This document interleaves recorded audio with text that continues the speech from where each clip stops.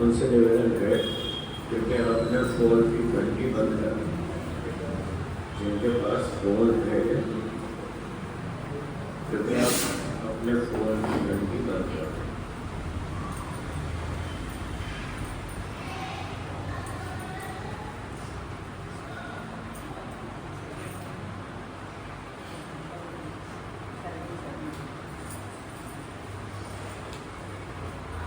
एक बार मिल करके ओम का उच्चारण करें।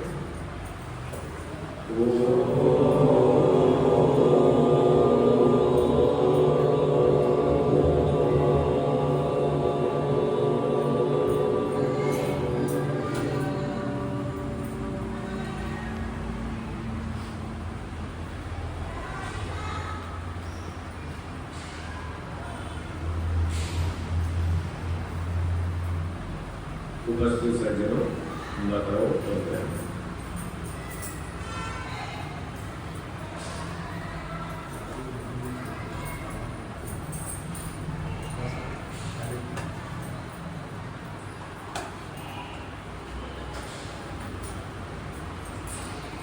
वेदों का सबसे पहला सिद्धांत है कि तीन पदार्थ अनादि है। कितने पदार्थ? तीन पदार्थ अनादि है। ये सबसे पहला सिद्धांत है।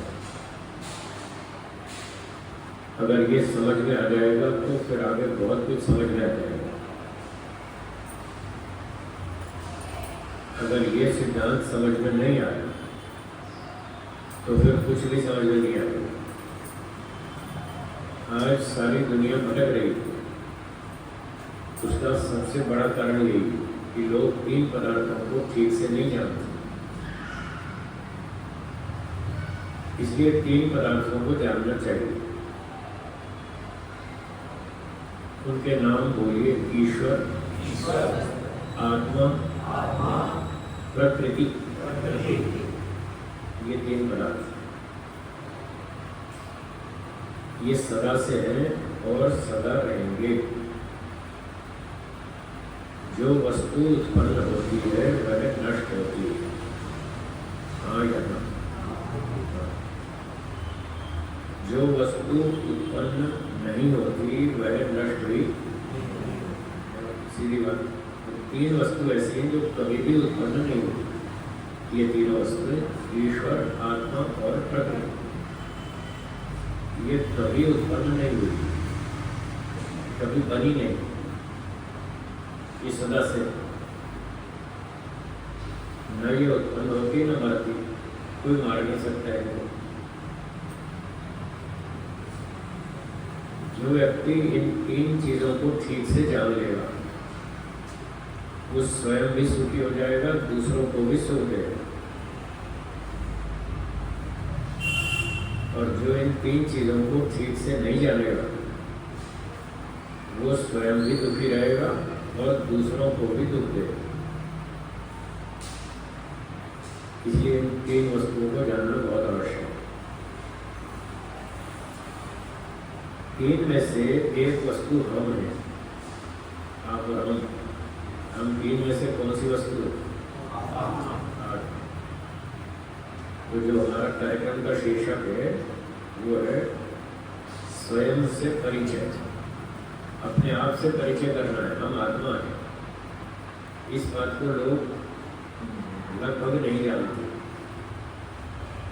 वो शरीर को ही आत्मा समझ रहे हैं, शरीर को ही मैं समझते हैं। हर व्यक्ति कहता है मैं पढ़ता हूँ, मैं लिखता हूँ, मैं खाता हूँ, मैं पीता हूँ, मैं चलता हूँ, मैं सारे काम करता हूँ। अब जो व्यक्ति ये बोलते हैं मैं सब काम करता हूँ, ठीक है, वो सब काम करते हैं, पर वो मैं हूँ कौन? शरीर या आत्मा? अब यहाँ तो उत्तर आपने ठीक दिया। सिद्धांत रूप में आप ठीक कह रहे हैं, मैं आत्मा हूँ, पर व्यवहार में तो हम शरीर को ही आत्मा माने बैठे, शरीर को ही मैं समझ के चल रहा है। मैं शरीर से अलग नहीं समझ रहे। शरीर खा पी के बढ़ जाता है तो हम कहते हैं मैं मोटा हो गया हूँ, मैं बलवान हो गया हूँ। और शरीर दुबला हो जाए, रोगी हो जाए, कमजोर हो जाए तो कहते हैं मैं मर गया, मेरा क्या होगा। मतलब सारा व्यवहार तो शरीर को ही मैं समझ के चल रहा हूँ। तो ये भ्रांति है, मैं अलग हूँ, शरीर अलग है, दो अलग अलग चीजें। हमको अपने आप को पहचानना है कि मैं शरीर नहीं हूँ, मैं आत्मा हूँ और मैं कभी पैदा नहीं हुआ। शरीर पैदा होता है, जो चीज पैदा होती है वो मरेगी या नहीं मरेगी। तो शरीर पैदा होता है, शरीर मरेगा। मैं तो शरीर हो नहीं, मैं तो शरीर से अलग हूँ। क्या मैं आत्मा हूँ और क्या मैं पैदा हुआ था? क्या अनादिकाल से? अनादिकाल से। अनादिकाल का मतलब जिसका आदि न हो। आदि शब्द का अर्थ है उत्पत्ति, आदि, आरंभ, उत्पत्ति, निर्माण, रचना, उसको आदि कहते हैं, आरंभ कहते हैं। तो जिस वस्तु का आरंभ हुआ ही नहीं उसको कहेंगे अनादि, अनादि। क्या कहेंगे? अनादि। उसका आरंभ नहीं हुआ, वो कभी उत्पन्न नहीं हुआ। तो मैं आत्मा हूँ, मैं कभी उत्पन्न नहीं हुआ। ऐसा हमको रोज सोचना चाहिए तो हमारी 20 समस्याएं हल हो जाएंगी। सिर्फ इसी बात को समझ लेने से हमारी 20 समस्याएं हल हो जाएंगी कि मैं आत्मा हूँ, शरीर नहीं हूँ, शरीर से अलग चीज हूँ। शरीर उत्पन्न होता है, मैं उत्पन्न नहीं होता।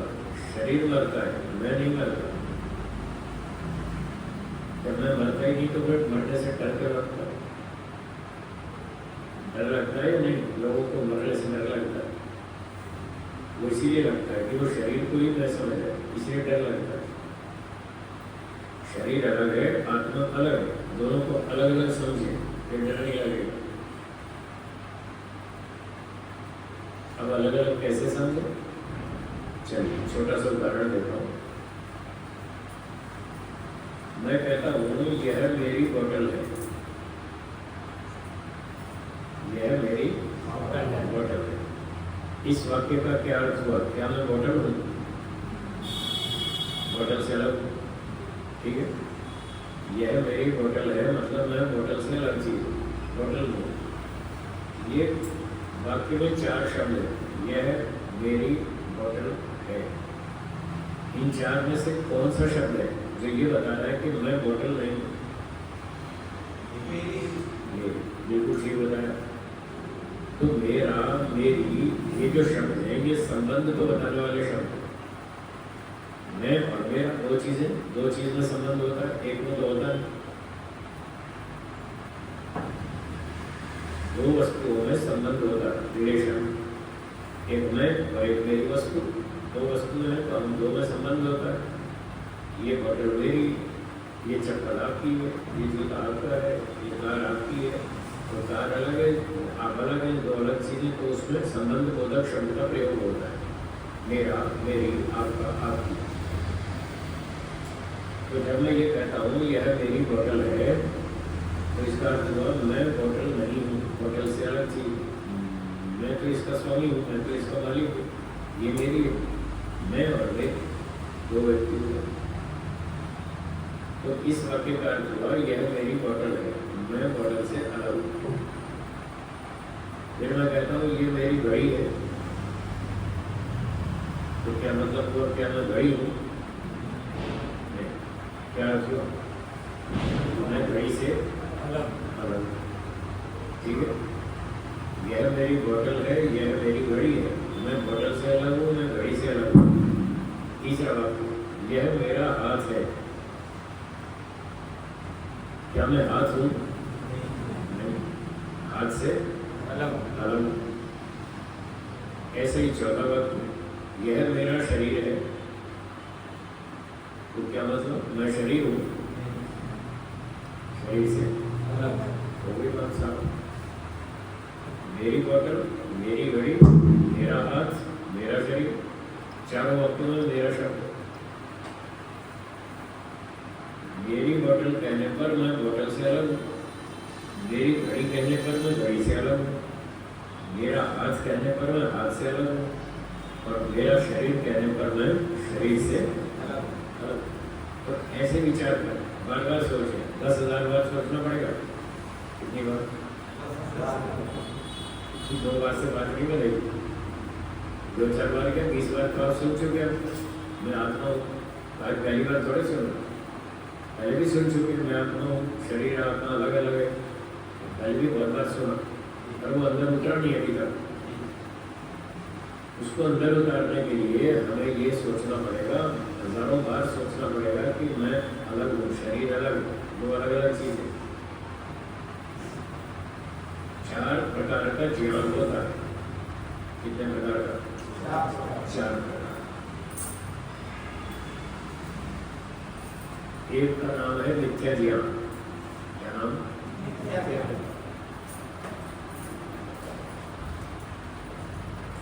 मिथ्या मतलब झूठा, झूठा ज्ञान।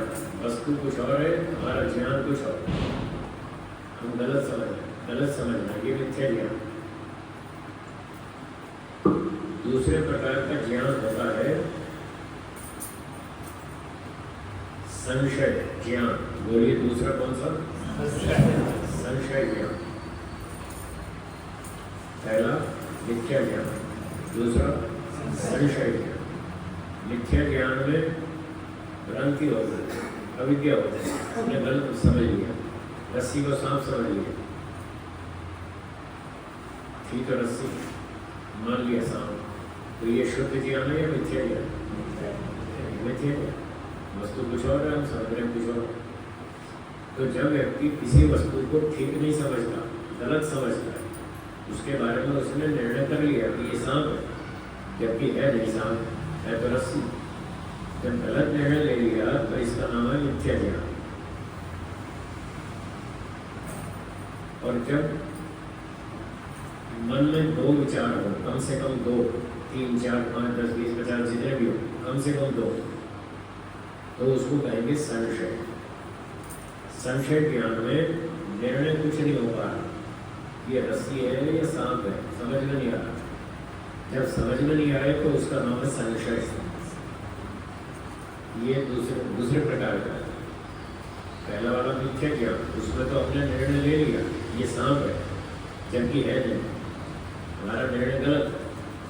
तो गलत निर्णय को मिथ्या ज्ञान कहते हैं। और जब निर्णय ही ना हो पाए उसका नाम संशय। पता नहीं ऐसा है या कैसा है, समझ में नहीं आ रहा, इसका नाम है संशय। तीसरा ज्ञान का नाम है शुद्ध ज्ञान, शाब्दिक ज्ञान। तीसरा कौन सा? शाब्दिक ज्ञान। शाब्दिक का मतलब शब्दों से हम ठीक करें, जान भी ठीक रहे, मान भी ठीक रहे, शब्दों से बोल भी रहे, ठीक बोल रहे, लेकिन आचरण वैसा नहीं कर पा रहे। जैसा बोल रहे हैं, जैसा मान रहे हैं, बोल रहे हैं, आचरण वैसा नहीं हो पा रहा, इसका नाम है शाब्दिक ज्ञान। ये शब्दों से गति। और चौथा है, अच्छा शाब्दिक ज्ञान को उदाहरण, गुस्सा करना चाहिए, हाँ या ना?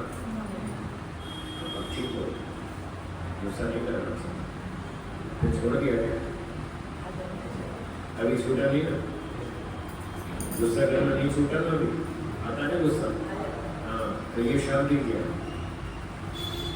बोल कर ठीक है, गुस्सा नहीं करना चाहिए, झूठ नहीं बोलना चाहिए, छल कपट नहीं करना चाहिए, हम ठीक बोल रहे हैं, पर वैसा प्रैक्टिकल तो कर नहीं पा रहे। गुस्सा तो फिर भी कर रहे, गुस्सा नहीं करना चाहिए फिर भी कर रहे, झूठ नहीं बोलना चाहिए फिर भी बोलते, छल कपट नहीं करना चाहिए फिर भी करते, हेरा फेरी नहीं करनी चाहिए फिर भी करते। तो ये शाब्दिक ज्ञान, बोल तो ठीक रहे पर आचरण ठीक नहीं। बोलते कुछ और है, करते कुछ और है, ये शाब्दिक ज्ञान हो। और चौथा है तत्व ज्ञान। चौथा कौन सा? तत्व ज्ञान। तत्व ज्ञान, तत्व मतलब वस्तु की जो वास्तविकता है, तत्व माने वास्तविकता। तो तत्व ज्ञान का मतलब वास्तविक ज्ञान, जो आप बोल रहे हैं वही करते भी है। कथनी करनी दोनों एक, जैसा मानते हैं, जैसा जानते हैं, जैसा बोलते हैं, वैसा ही करते हैं, ठीक ठीक करते हैं, उसका नाम है तत्व ज्ञान। अब लोगों को पता है, समझ रखा है कि मैं आत्मा हूँ, शरीर से अलग हूँ। ये शाब्दिक ज्ञान है या तत्व ज्ञान? हाँ, अभी तो शाब्दिक है, क्योंकि अभी वैसा मान के व्यवहार तो चल नहीं रहा। मैं आत्मा हूँ ऐसा मान के तो नहीं चल रहा, मैं शरीर हूँ ये मान के चल रहा है व्यवहार तो। जबकि शाब्दिक रूप से हम ये कह रहे हैं शरीर अलग है, आत्मा अलग है। तो जो हमारा कार्यक्रम है स्वयं से परिचय, हमको अपने आप से परिचय करना है, मैं कौन हूँ, और वो ज्ञान हमको तत्व ज्ञान के लेवल पर लाना है। अभी तो शाब्दिक ज्ञान।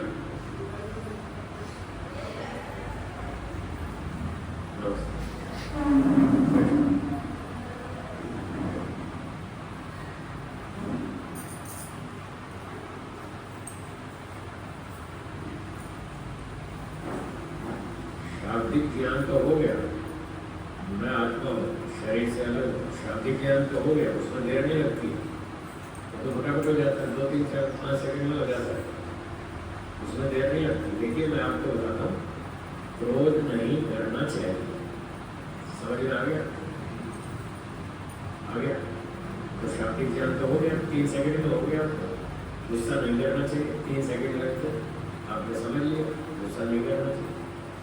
अब इसको तत्व ज्ञान में प्रैक्टिकल में लाने में तो 40 साल लग जाएंगे।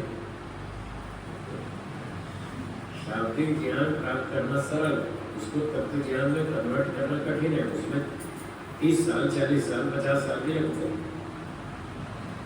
तो शाब्दिक ज्ञान तो हो गया आपको, मैं आत्मा हूँ, शरीर अलग है, मैं अलग, 5 सेकंड में हो गया। और इसको तत्व ज्ञान तक लाने के लिए आपको 10 साल, 20 साल लग जाएंगे। हजारों बार आपको ये सोचना पड़ेगा मैं शरीर नहीं हूँ, मैं आत्मा हूँ। हजारों बार उस शाब्दिक ज्ञान को दोहराइए, दोहराते दोहराते दोहराते वो शाब्दिक ज्ञान तत्व ज्ञान में बदल जाएगा। न मैं शरीर हूँ न सामने वाला, मैं भी आत्मा हूँ, वो भी आत्मा है, दोनों आत्मा। मेरा शरीर मेरी आत्मा से अलग है, उसका शरीर उसकी आत्मा से अलग है, शरीर दोनों का अलग है, दोनों आत्माएं अलग अलग है।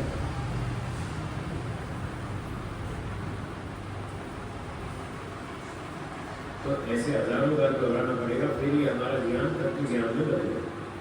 और जब ये तत्व ज्ञान बन जाएगा फिर क्या होगा? फिर संसार की मोह माया खत्म हो जाएगी, किसी से डर नहीं लगेगा, मौत से डर नहीं लगेगा, बहुत सारे लाभ होगा। किसी चीज में आसक्ति नहीं रहेगी, बहुत सारे लाभ होगा। राग नहीं रहेगा, द्वेष नहीं रहेगा, लड़ाई झगड़ा नहीं रहेगा, गुस्सा नहीं रहेगा, सब बीमारी हल हो जाएगी, सब समस्याएं हल हो जाएगी। आज जो दुनिया में लूट झपट बची हुई थी, लोग की समस्या दुनिया भर में फैली, शायद ही कोई बचा होगा इतना दुखा जिसको लोग परेशान न करता हो। नहीं तो सबको लोग तो लगा ही कि कंपनी वाले और लोग बढ़ाते रहते हैं, 2 साबुन खरीदो, तीसरा फ्री, स्कीम निकालते, 2 शैम्पू खरीदो, तीसरा फ्री, अथवा 2 शैम्पू के साथ 1 साबुन फ्री। अब ये फ्री में मिल रहा है तो ये लोग नहीं है, ये लोग को बढ़ा रहे हैं, जनता के लोगों को बढ़ा रहे हैं।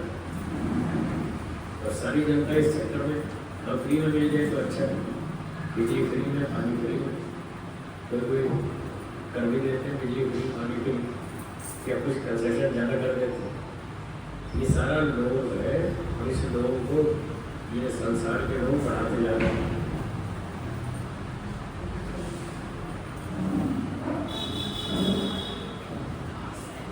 अगर तत्व ज्ञान हो गया तो ये लोग खत्म हो जाएगा। बड़े बड़े सेठ, बहुत पैसे वाले, खरबपति उनका लोग समाप्त हो गया, अभी भी नहीं हुआ। अरबपति खरबपति बन गए, खरबोपति सेठ हो गए, तब भी लोग खत्म नहीं हुआ। कितना और तब तक कैसे कमाओगे भाई? क्यों पड़े पैसों के पीछे? क्यों लोग कर रहे हैं? धन का, संपत्ति का, खाने पीने का, चीजों का क्यों लोग कर रहे हैं? वो शरीर और आत्मा को अलग नहीं समझे, इसलिए ये मिथ्या ज्ञान, इसी मिथ्या ज्ञान के कारण ये समस्या, लोभ की समस्या, क्रोध की समस्या, ईर्ष्या, जलन, अभिमान, ये सारी समस्याओं का मूल कारण ये अविद्या, मिथ्या ज्ञान। अगर लोग ये समझ लें कि मैं आत्मा हूं, शरीर नहीं, शरीर से अलग चीज,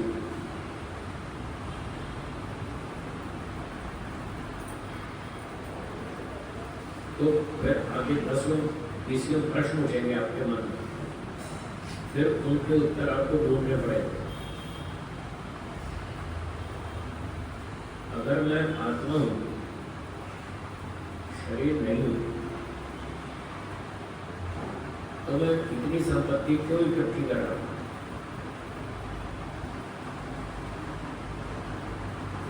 मैं देखता हूँ लोग धंधे में धंधा किए जा रहे हैं, उनका कहीं फुल स्टॉप ही नहीं आता।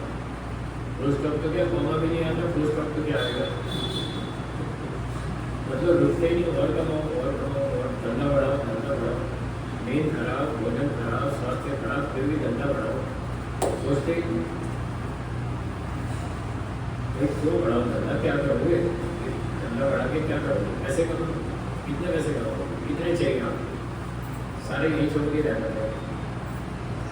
सिकंदर का नाम सुना होगा आपने, उसने बहुत लूटमार की, बहुत देशों के आक्रमण की, बहुत संपत्ति इकट्ठी की, जाते समय कितनी ले गए आपने सब?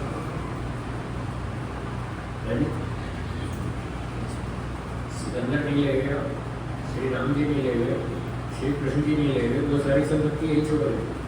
पैसे, रुपया, जमीन, मकान, सोना, चांदी, सेना, सब यही छोड़ गए, साथ में कुछ नहीं ले गए।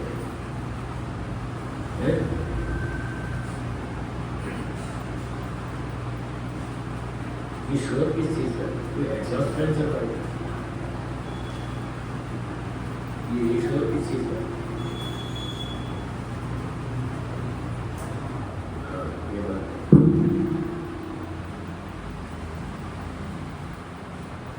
श्री राम जी संपत्ति अपने साथ नहीं ले गए, श्री कृष्ण जी भी नहीं ले गए, अर्जुन भी नहीं ले गए, दुर्योधन ने बहुत झगड़ा किया, वो भी नहीं ले गए। आवाज कम रखे, आवाज कम रखे, पीछे आवाज नहीं आ रही, आप थोड़ी वॉल्यूम कम रखे, अभी आएगी। अब देखिए आ रही है? हाँ, उसको मत बढ़ाइए, वो सीढ़ी में रहेगा, वो सीढ़ी में रहेगा। बस बस बस बस, ठीक है ठीक है, छोड़ दीजिए, छोड़ दीजिए। तो बड़े बड़े राजा महाराजा सारी संपत्ति यहाँ छोड़ रहे, अपने साथ नहीं ले गए। शरीर वो भी यही छोड़ गए, शरीर भी साथ नहीं ले गए। इसका मतलब है वो राजा कौन थे? शरीर थे या आत्मा थे? आत्मा।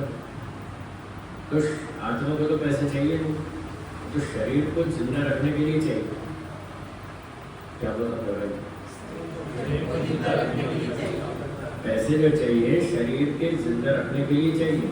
शरीर को खाना चाहिए, कपड़ा चाहिए, मकान चाहिए, गाड़ी चाहिए। जब तक शरीर है ये सारी चीज चाहिए। जब आत्मा शरीर से अलग हो जाएगा तो आत्मा को तो कुछ भी नहीं चाहिए। उसको कपड़े की जरूरत नहीं, उसको मकान की जरूरत नहीं, आत्मा को तो कुछ भी नहीं चाहिए, शरीर को चाहिए। तो शरीर को जीवित रखने के लिए कितना पैसा चाहिए वो हिसाब करो ना। जितना चाहिए उतना कमाओ, हम मना कम करो, पैसे कमाओ, पर कोई सीमा तो लगाओ, कोई लिमिट तो बताओ कि इतने चाहिए, इतने कमाओ। आपको 3 रोटी खाने की भूख है तो आप 3 खाते हैं तो वो सो देगी, 4 खाएंगे तो सो देगी, 2 देगी, और 2 खाई तो भी परेशानी, 2 रोटी खाई तो भी पेट पूरा नहीं भरेगा, और 3 की 4 खाई तो भी दुख देगी। तो जितनी जरूरत है उतनी खाएंगे, 3 की आवश्यकता है, 3 रोटी खाएंगे बस, वो 3 रोटी सूख देगी, जितनी जरूरत है उतनी खाओ। तो ये पैसा, धन संपत्ति, मकान, मोटर, गाड़ी किस लिए चाहिए? शरीर के लिए। और शरीर की आयु 60, 70, 80, 100 साल, इतने साल के लिए जितना पैसा चाहिए कमा लो। जब उतना हो जाए तो खुश रहो, फिर धंधा बंद।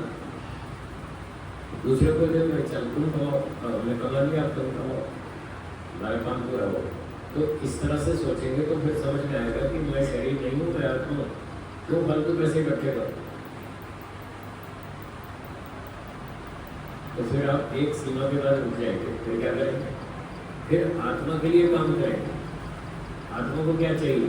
रोटी, कपड़ा, मकान तो शरीर के लिए, आत्मा के लिए है विद्या। क्या चाहिए? विद्या। आत्मा को विद्या चाहिए, सुख चाहिए। ये 2 आत्मा के भोजन। दाल रोटी तो शरीर का भोजन, ये शरीर में चला जाता है।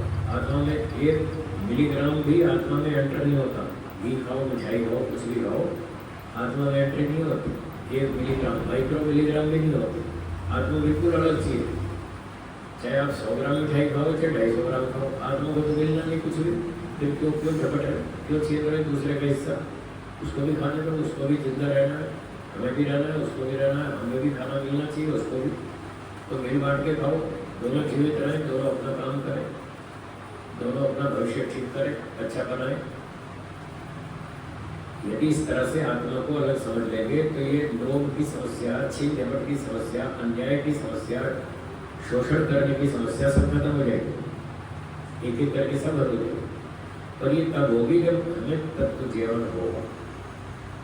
शाब्दिक ज्ञान से बेड़ा पार नहीं होगा। तत्व ज्ञान होना चाहिए, वास्तविक रूप से समझ में आना चाहिए। मैं आत्मा हूँ, शरीर नहीं।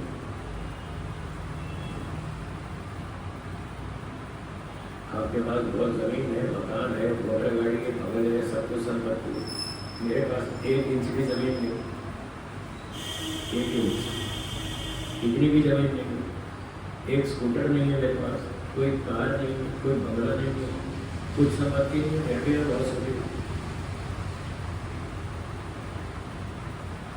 तो ये जो सुख मिलता है, ये विद्या से मिलता है। आत्मा का भोजन सुख और विद्या 2 चीज है। तो वो जो आत्मा का भोजन है वो मेरे पास भोजन, विद्या मेरे पास बहुत है, और उस विद्या से मुझे सुख मिलता है। बस और क्या चाहिए? 2 रोटी चाहिए, वो मिल जाती है। कभी आप खिला देते हैं, कभी आप खिला देते हैं। 2 रोटी तो वो खिलाई देते हैं। 2 कपड़े चाहिए, वो भी मिल जाते हैं। और क्या चाहिए?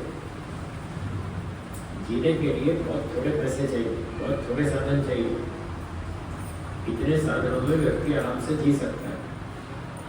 बाकी तो जो उसके अंदर मानसिक समस्याएं, काम, क्रोध, लोभ, ईर्ष्या, द्वेष, अभिमान, वो उसको ज्यादा परेशान करती है। भूख तो कम परेशान करती है। आपके घर में सबके पास खाना पीना, स्कूटर, गाड़ी सब कुछ है, रोटी भी है, कपड़े भी है, मकान भी है, सारी सुविधा। बाकी तो जो अंदर की समस्या है उसको दूर करना, उसके कारण लोग ज्यादा परेशान है। वो है अविद्या, मिथ्या ज्ञान।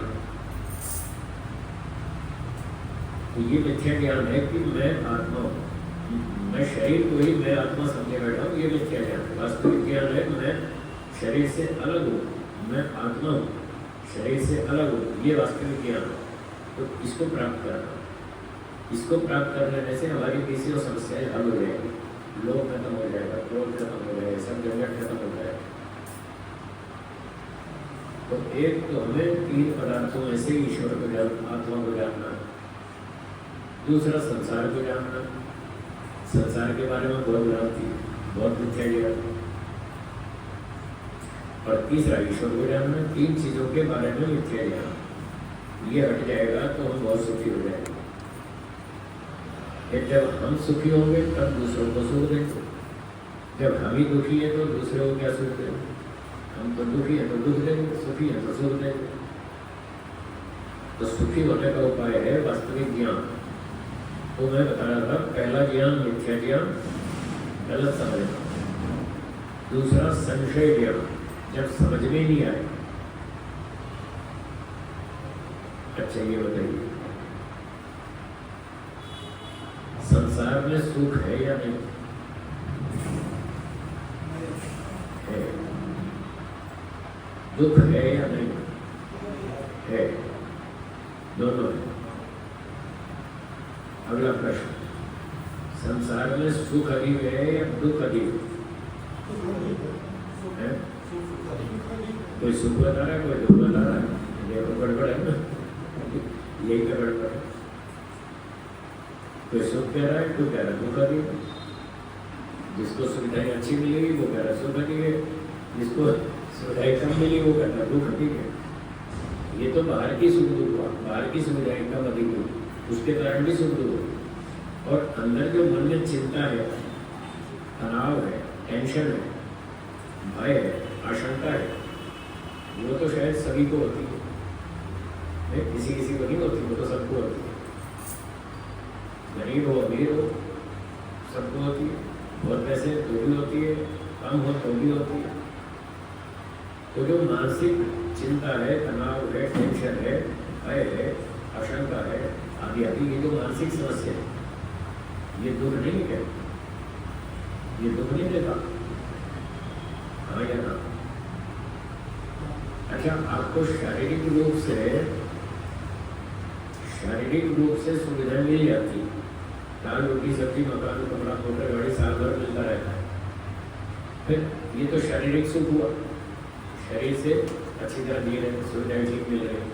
पर कभी कभी शरीर में रोग आ जाता है, बीमार हो जाते हैं, खांसी हो गई, जुकाम हो गया, कभी बुखार आ गया, किसी को टीबी हो गई, किसी को कैंसर हो गया, सब तो बड़ा रोग है, कैंसर आदि में तो किसी को होता है।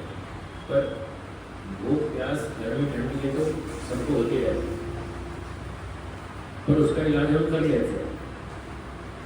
भूख प्यास तो रोज की समस्या है, उसका समाधान हमने कर लिया, दाल रोटी सब्जी इकट्ठी कर ली। पर बुखार जुकाम खांसी ये कभी कभी आती है साल में, तो साल में सारा मिला करके गिनती करें तो 1 महीना 2 महीना बीमार रहे, 10 महीना ठीक ठाक रहे, अच्छी तरह खाते पीते पैसे कमाते सारे काम करते, तो 10 महीने ठीक रहते हैं, स्वस्थ रहते हैं, सुखी रहते हैं, और 2 महीना बीमार पड़ते हैं। तो अब देखिए तुलना करके सुख अधिक हुआ या दुख अधिक हुआ? सुख अधिक हुआ। ये शारीरिक स्तर का सुख दुख है,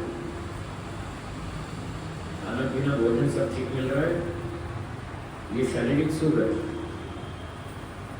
और बीमार हुए तो ये शारीरिक दुख है। ये 10 महीने ठीक रहते हम और 2 महीना बीमार रहते, तो सुख अधिक हुआ, दुख कम हुआ। हम मानसिक रूप से सुख दुख का विचार करते हैं। कभी आपका पोता 10 आ गया क्लास में तो आप खुश हो गए, मेरा पोता 10 आया, कोई उसको मेडल मिल गया या आपको मेडल मिल गया, आपका सम्मान हो गया तो आप खुश हो गए। ये शारीरिक सुख है या मानसिक? ये मानसिक। तो ऐसी घटना है साल में कितनी बार होती है? हर रोज होती है या कभी होगी? 2, 4, 5, 10, 20 बार होगी, और क्या? ऐसी मानसिक सुख वाली घटनाएं तो 10-20 बार होती है।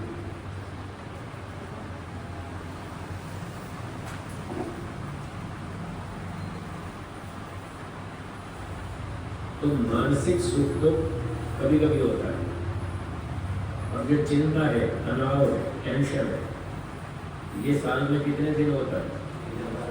ये हर रोज होता है। दिन में 1-8 घंटा होता है या पूरे दिन होता है? चिंता, तनाव, टेंशन ये तो सारा दिन रहता है, हर रोज होता है। इसमें संडे मंडे की भी छुट्टी नहीं, संडे को टेंशन नहीं होगी, छुट्टी हो जाए। टेंशन की तो संडे की भी छुट्टी नहीं, संडे को भी टेंशन होती है, मंडे को भी हर दिन होती है। तो तनाव, चिंता, भय आदि आदि ये मानसिक रोग है, मानसिक समस्या है, ये तो हर रोज होती है और दिन भर चलती है। तो मानसिक रूप से सुख अधिक हुआ या दुख अधिक हुआ? यानी मानसिक रूप से दुख अधिक हुआ, शारीरिक रूप से सुख अधिक हुआ। अच्छा, सुख तो दोनों ही अच्छे, शारीरिक हो चाहे मानसिक, वो तो दोनों ही ठीक है। समस्या तो दुख में है। दुख तो न शारीरिक चाहिए न मानसिक, कोई भी नहीं चाहिए। तो शारीरिक रूप से सुख अधिक है, दुख कम। मानसिक रूप से सुख कम है, दुख अधिक है। अब सुख को हटा देते हैं, अब दुख की तुलना करते हैं। शारीरिक दुख खांसी जुकाम बुखार, और मानसिक दुख चिंता, तनाव, भय, आशंका, इन दो की तुलना करें तो शारीरिक दुख ज्यादा खतरनाक है या मानसिक? और मानसिक एक दिन होता है या हर रोज? 1 घंटा या दिन भर? अब बताइए, दुख अधिक हुआ कि सुख अधिक हुआ? क्या हुआ? तो सच्चाई तो ये है कि संसार में दुख अधिक है और लोग माने बैठे सुख अधिक है। इसी का नाम मिथ्या है, इसी का नाम अविद्या है। संसार के बारे में ठीक से नहीं समझ रहे, न अपने आप को समझ रहे, मैं आत्मा हूँ, शरीर से अलग हूँ, न संसार को ठीक समझ रहे। संसार में दुख अधिक है और सुख अधिक माने बैठे। ये सब भ्रांति है, मिथ्या ज्ञान।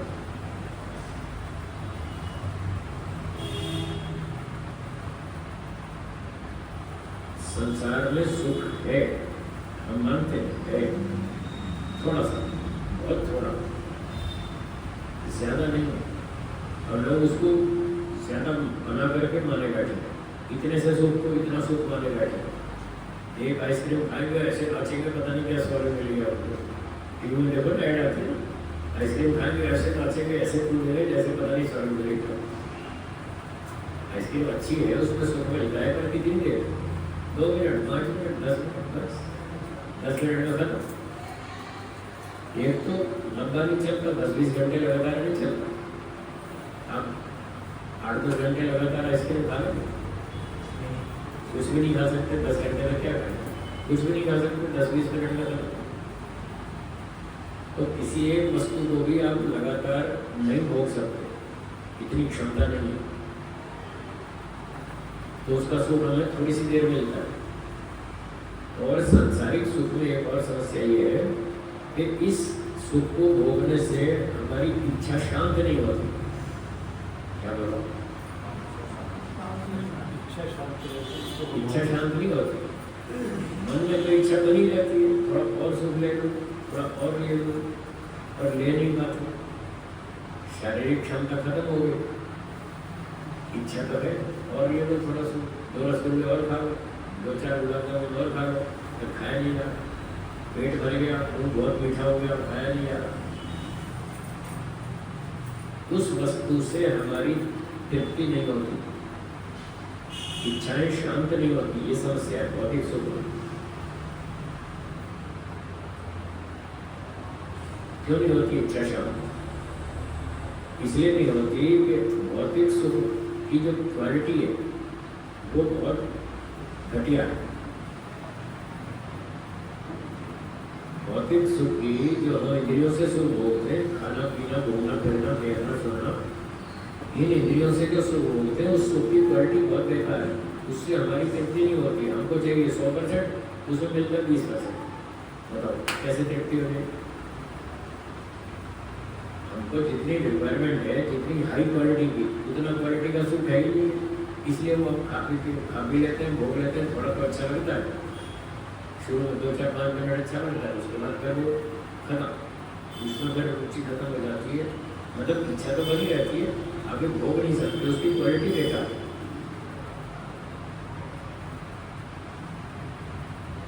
तो ये एक कारण जिस वजह से हम प्रकृति को ठीक नहीं समझ रहे। इसका सुख बहुत कमजोर है और हम बहुत बढ़िया माने बैठे हैं। ये समस्या है, ये मिथ्या ज्ञान। और एक और समस्या है, भौतिक वस्तुओं में जो हमें सुख दिखता है, उसके पीछे एक और मनोविज्ञान है। वो ये है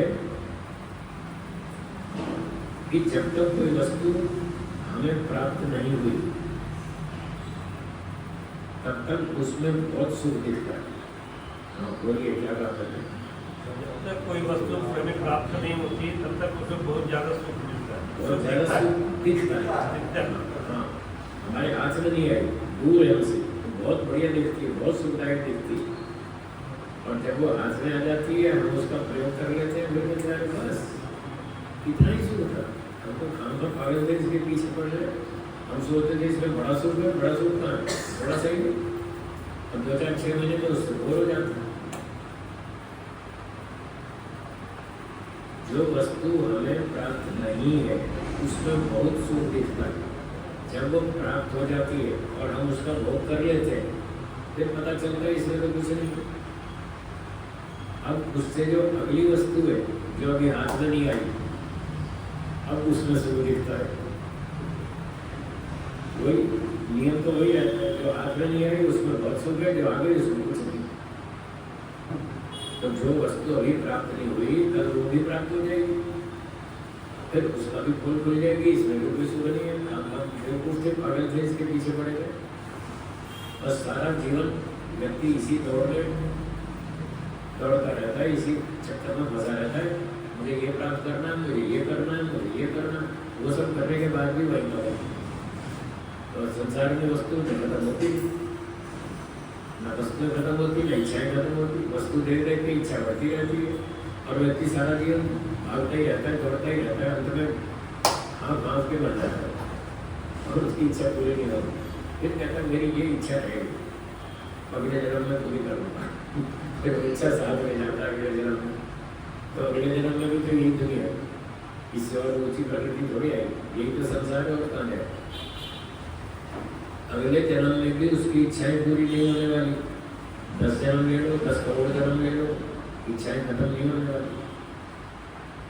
ना ये प्रकृति खत्म होगी ना हमारी इच्छाएं खत्म होगी। यदि हम प्रकृति के पीछे ही भागते रहे तो संसार के पीछे ही भागते रहे तो फिर हमारी इच्छाएं कभी खत्म नहीं होगी। 10 करोड़ जन्म लो, 1000 करोड़ जन्म लो, तब भी नहीं खत्म होता। अब एक वस्तु और बची हुई है, अगर उसकी ओर चले तो इच्छाएं खत्म हो सकती। वो तीसरी वस्तु है ईश्वर। हाँ, तीसरी कौन सी? ईश्वर। अगर ईश्वर हाथ में आ गया तो हमारी सारी इच्छाएं शांत हो जाएगी। क्यों हो जाएगी? इसलिए कि ईश्वर के पास जो सुख मिलता है उसकी क्वालिटी बहुत ऊंची, बहुत हाई क्वालिटी का सुख है। क्वालिटी में फर्क है, सुख की। प्रकृति में भी सुख है, ईश्वर में भी। प्रकृति में चने जैसा सुख है, सूखे चने, और ईश्वर में गुलाब जामुन जैसा। क्या चने के सुख की क्वालिटी और गुलाब जामुन के सुख की क्वालिटी में फर्क है? क्यों बताइए? है ना। बस जैसे यहाँ फर्क है ना, ऐसे संसार के सुख में और ईश्वर के सुख में फर्क। संसार का सुख चने के सुख जैसा है, इससे तृप्ति नहीं होती। और ईश्वर का सुख गुलाब जामुन के सुख जैसा है, उससे तृप्ति हो जाती है, उसकी क्वालिटी ऊंची है। इसलिए वेदों में बताया संसार तो भोग लिया, अब ईश्वर की बात भी करो, कुछ ईश्वर की ओर चलो, उसका भी सुख ले। संसार का सुख लेते लेते तो पता नहीं कितने जन्म हो गए, लाखों जन्म हो गए, करोड़ों जन्म हो गए, पता नहीं। हर बार फिर जन्म लेते हैं, फिर इधर ही पड़े रहते हैं संसार के सुख में। ये समझ ही नहीं आ रहा। अभी तक इतनी भ्रांति बनी हुई है कि संसार में बहुत सुख है। अब तो कम से कम समझ लेना चाहिए संसार में बहुत सुख नहीं है, थोड़ा ही है। तो इस तरह से हमें संसार को भी समझना, ईश्वर को भी समझना। पुराने समय में इस देश में लाखों ऋषि हो चुके। जब से ये पृथ्वी बनी करोड़ों साल हो गए, इस धरती पे मनुष्य जी रहा है, करोड़ों वर्षों में लाखों ऋषि हो चुके हैं। और सबका ये अनुभव था कि बस ईश्वर प्राप्ति हो गई, बस हो गया जो होना था, कर लिए जो करना था, अब कुछ नहीं चाहिए। सब दुनिया देख ली, सब समझ में आ गया, संसार भी समझ में आ गया, ईश्वर भी आ गया, आत्मा भी, तीनों समझ में आ गए। उनको तृप्ति हो गई, उनको पता चल गया ईश्वर से बढ़िया सुख किसी में नहीं, और ईश्वर का सुख मिल गया, बस बात खत्म हो गई। अब वो बचेगी काम, सारा काम खत्म। ऐसा ऋषियों ने अपना अनुभव बताया और ये भी बताया कि हमने संसार को खूब भोगा, बहुत भोगा, भोग के तंग आ गए, पर इससे हमारी तृप्ति नहीं हुई, कभी इच्छाएं खत्म नहीं हुई, ऐसा भी बताया। तो दोनों का परीक्षण किया, संसार का भी ईश्वर का भी। ऋषियों ने दोनों का परीक्षण किया और फिर ये रिजल्ट बताया कि ईश्वर प्राप्ति में जो आनंद है, जो सुख शांति है, जो विद्या है, वो दुनिया में कहीं नहीं। तो संसार का अध्ययन भी करें, उसको भी समझे। जब तक संसार के भोग नहीं भोग लेंगे, क्या बोला, संसार के भोग नहीं भोग लेंगे, तब तक इसको नहीं छोड़ेंगे। तब तक इसको आप नहीं छोड़ेंगे। पहले भोग लो अच्छी तरह, फिर दिमाग ठीक हो गए तो कुछ नहीं है। जब ये समझ में आएगा संसार में कुछ नहीं, तब आप इस तरफ बोलेंगे ईश्वर की तरफ। ईश्वर को समझना सबसे कठिन है, आत्मा को समझना उससे सरल है, संसार को समझना सबसे सरल है। तो पहले संसार को समझना, यहाँ कोई खास सुख नहीं है, झंझट बहुत है, दुख बहुत है, सुख थोड़ा सा। जब ये समझ में आ जाएगा तब इससे वैराग्य हो जाएगा, नहीं चाहिए संसार, नहीं चाहिए, इसमें वो चीज़ नहीं है जो हमें चाहिए, हमारे काम की चीज़ नहीं है। जब ऐसा अनुभव होगा तब आप इसको छोड़ेंगे। जब इसको छोड़ेंगे तब ईश्वर की बात सोचेंगे कि हाँ, ईश्वर के बारे में बता रहे हैं कि बहुत बढ़िया सुख है, चलो अब इधर भी ट्रायल बात है, इधर भी परीक्षण करते हैं कितना सुख है। संसार का सुख भोगते भोगते कितने वर्ष बीत गए, बहुत जन्म हो गए, बहुत वर्ष बीत गए। आपको क्या लगता है, क्या ये आपका पहला जन्म है? पहला जन्म, इससे पहले भी हो चुके हैं, बहुत सारे हो गए, कितने हो गए पता नहीं, वो तो हम भूल जाते हैं। अच्छी बात, पिछले जन्म की बात भूल जाते हैं, ये बहुत अच्छी बात, भगवान की बहुत कृपा है, तो हम भूल जाते हैं। अगर पिछली बात याद आने लग गई तो जीना मुश्किल हो जाएगा, नहीं पाएंगे। ऐसे बहुत से किस्से आपने सुने होंगे कि इसको पिछला जन्म याद आ गया, इसको पिछला जन्म, वो सब झूठ। जितनों को भी याद आता है वो सब यही याद आता है, मैं पिछले जन्म में मनुष्य था। किसी को अब तक ये याद नहीं है मैं पिछले जन्म में सूअर था या मैं कुत्ता था, ये किसी को याद नहीं आया अब तक।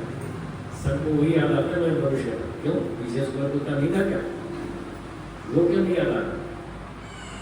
अगर आपको याद आ गया मैं पिछले जन्म में कुत्ता था और सूअर था, नाली में पड़ा रहता था, कचरा खाता था, तो आपको रात को नींद नहीं आएगी, खाना भी खाना मुश्किल हो जाएगा, आप खा नहीं पाएंगे। तो भगवान ने बहुत अच्छा किया जो पिछली बातें बुला दी, ताकि अब हम अच्छी तरह नए ढंग से नए जीवन को ठीक से जी सकते हैं।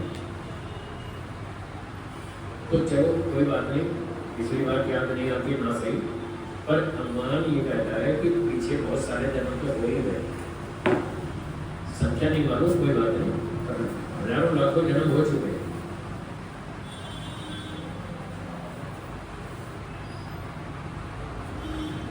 उन पिछले जन्मों में क्या किया? स्कूल गए, पढ़ाई की, डिग्रियां ली, पैसे कमाए, व्यापार किया, खाया पिया, बच्चे पाले, बूढ़े हो गए, मर गए, बस और क्या किया? मरने के बाद फिर अगले जन्म, और अगले जन्म में फिर स्कूल जाओ। बहुत भारी समस्या है स्कूल जाओ। बच्चों से पूछो वो स्कूल नहीं जाना चाहते, पढ़ना नहीं चाहते, बहुत भारी मुसीबत, पढ़ना बहुत कष्ट होता है, पढ़ाई करने में, परीक्षा देने में, हर जगह कंपटीशन।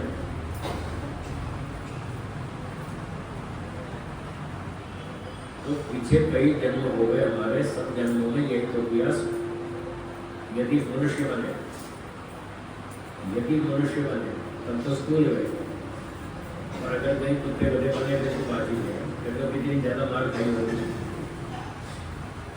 कुत्ते बने, पशु पक्षी बन गए, सांप बन गए, तो सांप को लोग देखते ही मारते थे, वो बेचारे को जीने भी नहीं देते, फट पत्थर उठा के लाठी उठा के मार देते उसको। तो कभी हम भी ऐसे पता ही होंगे, हमें पता नहीं, पर संभावना तो है। जो भी बने, सूअर कुत्ते बने, सांप बिच्छू जो भी बने, तो कितने दुख होंगे। और अब मुश्किल से मनुष्य जन्म मिला, अब भी हम वही काम कर रहे, ऐसे काम नहीं कर रहे जिससे कि आगे फिर मनुष्य बन जाए और फटाफट ज्ञान छूटे, मोक्ष हो जाए, ऐसा नहीं सोच रहे। ऐसी कोई योजना नहीं है हमारी, किसी की है तो अच्छी बात है, कोई व्यक्ति ऐसी योजना बनाता है कि आपको जल्दी से जल्दी निकल लो, यहाँ बहुत झंझट हो गया, बहुत दुख बोल लिया, यहाँ से निकल लो। कोई कोई होता है जिसको ये दुनिया समझ में आएगी कि यहाँ पर समस्याएं बहुत है, बस उसको समझ में आता है और वो निकल लेता है मोक्ष में। तो ऐसे लाखों ऋषि लोग चले गए मोक्ष में, वो बता कर गए कि संसार में दुख है, यहाँ कुछ नहीं रखा, फटाफट तपस्या करो, शास्त्र पढ़ो, बुद्धि बढ़ाओ, अच्छे काम करो, मोक्ष में जाओ। वो सब बता दो। फिर भी हम नहीं पढ़ते, ना सोचते, ना विचारते, अविद्या में ही जी रहे, मिथ्या ज्ञान में जी रहे, संसार बहुत सुखदायक है ये मान के चलो। तो इससे हमको बचना है, इस मिथ्या ज्ञान को दूर करना है, संशय में भी नहीं रहना कि यहाँ सुख अधिक है या दुख अधिक है। इसका भी फैसला कर लीजिए, यहाँ दुख अधिक है, सुख तो नहीं। सुख तो मानसिक चिंता को कैसे दूर किया जा सकता है नहीं, है? मानसिक चिंता को कैसे दूर किया जा सकता है? कैसे किए है, आत्मा को समझ लो, चिंता करना। मैं वही बता रहा हूँ कैसे दुख दूर किया है। हम आत्मा है ये समझ लीजिए, शरीर नहीं है, शरीर से अलग चीज है, हम आत्मा है। क्या आत्मा पैदा होता है? नहीं होता। क्या आत्मा मरता है? नहीं मरता। जब हम आए थे यहाँ संसार में तो अपने हाथ में कितने पैसे लेकर आए थे? कुछ भी नहीं। जब जाएंगे तब कितने पैसे ले जाएंगे? तो फिर आपका क्या आए खाली हाथ, जाएंगे खाली हाथ, फिर चिंता किस बात की? वो चिंता फालतू की बढ़ा रखी है आपने। ये मेरा मकान है, ये मेरे बच्चे हैं, ये मेरी दुकान है, ये मेरी संपत्ति है, ये जो मेरी वाला जो टप्पा लगा रखा है ना, ये मेरी है, उससे चिंता पैदा होती है। ये है चिंता का कारण। और मेरा कुछ है नहीं, सब भगवान का है, भगवान ने दिया है। जैसे इस जन्म में दिया है ऐसे आगे भी देगा। मेरा कुछ नहीं है, मुझे मिला है प्रयोग करने के लिए। ये संसार, आपने कहीं भजन सुने होंगे, ये दुनिया सराय है। सराय मतलब धर्मशाला। ये संसार एक धर्मशाला, जैसे धर्मशाला में यात्री आते हैं, 2 दिन 4 दिन ठहरते हैं, फिर आगे चल देते हैं। हाँ या ना? तो हम क्या 10,000 साल रहेंगे या फिर हम कितने दिन रहेंगे? 60, 70, 80, 100 साल। तो वहाँ 4 दिन रुकते हैं, 50 साल, 80 साल, 100 साल रुक जाएंगे बस, फिर भी यहाँ से छोड़ के तो जाने। तो अगर इस संसार को धर्मशाला समझ लें और ये सारी संपत्ति धर्मशाला की या धर्मशाला के मालिक की, भगवान की समझ लें, तो चिंता खत्म। चिंता इसी बात की है, मेरी संपत्ति नष्ट न हो जाए, ये मेरी वस्तु कोई छीन न ले, कोई खराब न कर दे, कोई बिगाड़ न दे, कोई मेरे परिवार को नष्ट न कर दे, बस इसी चीज़ की चिंता है। अच्छा, जब जापान में भूकंप आता है तब आपको कुछ नहीं होता, वहाँ लोग मरते हैं भूकंप में, हाँ या ना? अब ये प्लेन क्रैश हुआ अहमदाबाद में थोड़े दिन पहले, हुआ ना? सूचना मिली होगी, बहुत से लोग मर गए। आपको दुख हुआ? नहीं हुआ, खाली 2 मिनट के लिए हुआ। और जिनके परिवार के लोग मर गए उनको देखो, उनको कितना दुख हुआ। जितना उनके परिवार के सदस्यों को दुख हुआ, क्या उतना दुख आपको हुआ? नहीं हुआ। क्यों नहीं हुआ? उन्होंने ठप्पा लगा रखा है, मेरा है, उनके ठप्पे के कारण उनको दुख हुआ। आपने ठप्पा नहीं लगाया, आपको नहीं हुआ। बस 2 मिनट ऐसा लगा, वो अच्छी घटना भी थी, खराब हो गई, बस इतना हुआ। उसके बाद 2 दिन में सब भूल गए। तो दुख इस बात का नहीं है कि वस्तु नष्ट हो रही है, दुख इस बात का है कि मेरी वस्तु नष्ट हो रही है। ये जो मेरेपन का ठप्पा है, ये दुख का कारण, ये चिंता को बढ़ा। अब मैंने ठप्पा लगाया नहीं, न मैंने अभी बताया ना, मेरे पास 1 इंच भी जमीन नहीं, न जमीन है, न स्कूटर है, न कार है, न बंगला है, न गाड़ी, कुछ भी नहीं। बताओ मेरा क्या कोई छीन लेगा? कुछ है ही नहीं, मैं रखता ही नहीं, इसीलिए तो नहीं रखता। ये जो मेरापन है ना, वही दुख का कारण है। तो चिंता ऐसे दूर हो जाएगी। जो समस्या आ रही है उसका समाधान तो करें भाई, इसको कैसे सुलझाया जाए, इसके 10 उपाय करो, जो हो सकते हैं वो करने चाहिए। आलसी नहीं बनना, काम छोड़ नहीं करना, काम पूरा करना है, समस्या को सुलझाना है। और उसके बाद भी ना सुलझे तो भाड़ में फिर दुखी दो। कौन सी हमारी नहीं है, हमारी कुछ भी नहीं। हम कोशिश कर सकते हैं, हमने कोशिश कर ली, हम दूसरा व्यक्ति नहीं मानता तो क्या करें? जबरदस्ती तो कर नहीं सकते, किसी के साथ गोली मार नहीं सकते, ये मानता नहीं इसको उड़ा दो, ऐसे तो कर नहीं सकते। बस प्रयास कर सकते, कर लो प्रयास, समस्याओं को सुलझाने का प्रयास कर सकते हैं, प्रयास करना चाहिए पूरा। और उसके बाद भी समस्या न सुलझे तो फिर चिंता नहीं करनी चाहिए। दूसरा व्यक्ति नहीं मानता, आप उसको समझाते हैं, वो नहीं मानता, चाहे घर का हो, परिवार का हो, रिश्तेदार हो, कोई भी, आप उसको समझाते हैं भाई ये काम मत करो, वो नहीं मानता, फिर आपको गुस्सा आता है, आपको दुख होता है, ये हमारी बात क्यों नहीं मानता, हमारा बेटा हो गया हमारी बात नहीं मानता, हमारा पोता हो गया हमारी बात नहीं मानता, फिर आपको ऐसे गुस्सा लगता है। तो उसका समाधान ये है, क्या आप 100% किसी दूसरे व्यक्ति की इच्छा से जी सकते हैं? क्या 100% दूसरे की बुद्धि से जी सकते हैं? क्यों? आपकी अपनी इच्छा है, आप आत्मा है, शरीर नहीं है, आप आत्मा है, आत्मा की अपनी इच्छाएं हैं, पूर्व जन्मों के संस्कार हैं, सारे हर एक के, सबके अपने अपने पूर्व संस्कार है, उन संस्कारों के कारण उनकी इच्छाएं हैं, संस्कार सबके अलग है, तो इच्छाएं भी अलग अलग है, फिर बुद्धि भी सबकी अलग अलग है। जब आप अपनी इच्छा और अपनी बुद्धि से जी रहे हैं तो दूसरा व्यक्ति भी तो आत्मा है, और वो भी 100% आप जैसी आत्मा है। ये नहीं कि आप 100% है वो 30% है, ऐसा नहीं है, आप भी 100% है वो भी 100%। ये जितनी जैसी आत्मा आप हैं वैसी आत्मा दूसरा भी है, चाहे वो उम्र में बच्चा हो, बच्चा तो क्या शरीर है ना, बच्चा तो आत्मा तो पूरी है, उसमें आधी थोड़ी है, बच्चे में आधी आत्मा होती है, आत्मा तो पूरी होती है, चींटी मक्खी मच्छर सब में कुत्ता उसमें भी पूरी आत्मा होती है। तो आपकी इच्छाएं अलग है, उसकी अलग है, आपकी बुद्धि अलग है, उसकी बुद्धि अलग है। जब आप दूसरे की बुद्धि से नहीं जी सकते 100%, हाँ क्या बोलो, आप दूसरे की बुद्धि के अनुसार 100% नहीं जी सकते, तो दूसरा आदमी 100% आपकी इच्छा से जिएगा, वो 100% आपकी बुद्धि से जिएगा, फिर क्यों गुस्सा करो? आप अपनी बुद्धि से जी रहे हो, वो अपनी बुद्धि से जी रहे हो, फिर क्यों गुस्सा करो?